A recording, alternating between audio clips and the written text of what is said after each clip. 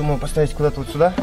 Он здесь вообще замечательно будет смотреться. Потом крепление сделать. В багажном отсеке тоже трубки выведены вот сюда. Теперь очередь за бензонасосом. Бензонасос будет стоять вот здесь. Я уже разметил. Так, перед установкой насоса на место мы прикрутим к нему вот этот вот штатный жгут.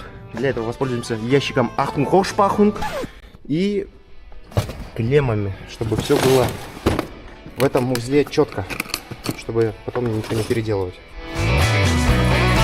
Вот такие два контакта получились.